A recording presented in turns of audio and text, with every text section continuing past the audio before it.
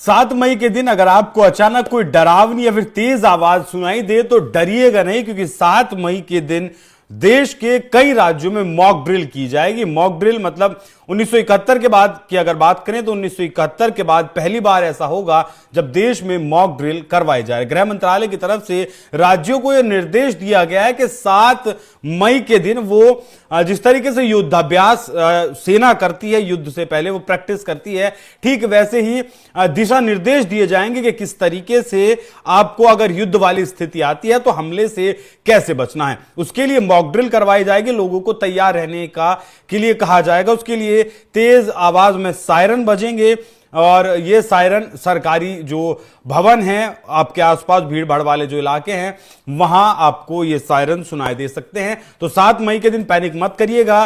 सरकार ने जो गाइडलाइन जारी की है, सरकार ने जो निर्देश जारी किया है, वो मैं एक बार आपको ग्राफिक्स के जरिए समझाता हूं कि सरकार ने 7 मई को सबसे पहले एयर रेड वार्निंग सायरन को चालू किया जाएगा।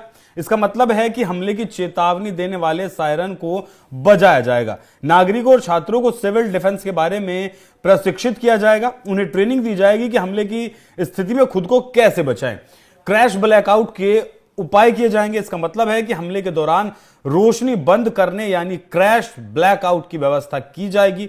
महत्वपूर्ण प्रतिष्ठानों को जल्दी से छिपाने की जरूरत की जाएगी, व्यवस्था की जाएगी। प्लांट्स और जरूरी जगहों को दुश्मनों से बचाने के लिए उन्हें कैसे जल्द से जल्द छिपाया जाए, यह बताया जाएगा। निकासी योजना यानी कि इवैक्यूएशन प्लान तैयार किया जाएगा।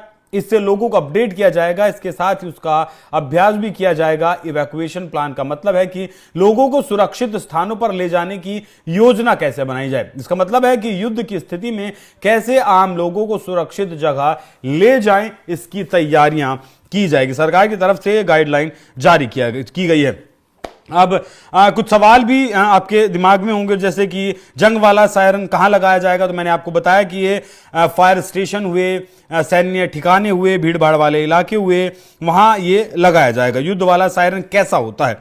जंग वाला सायरन दरअसल एक तेज आवाज वाला वार्निंग सिस्टम होता है। यह युद्ध, एयर स्ट्राइक या फिर आपदा जैसी आपात स्थिति की सूचना देता है। इसकी आवाज में एक लगातार ऊंचा नीचा होता हुआ कंपन होगा, जिससे कि आम हॉर्न या एम्बुलेंस की आवाज से यह बिल्कुल अलग होगा और आप इसे आसानी से पहचान सकेंगे। तो ये सायरन लगाया जाएगा, पहले ही इंस्टॉल कर दिए जाएंगे। 7 मई के दिन ये ड्रिल की जाएगी, क्योंकि बॉर्डर पर हालात सामान्य नहीं है। जिस तरीके से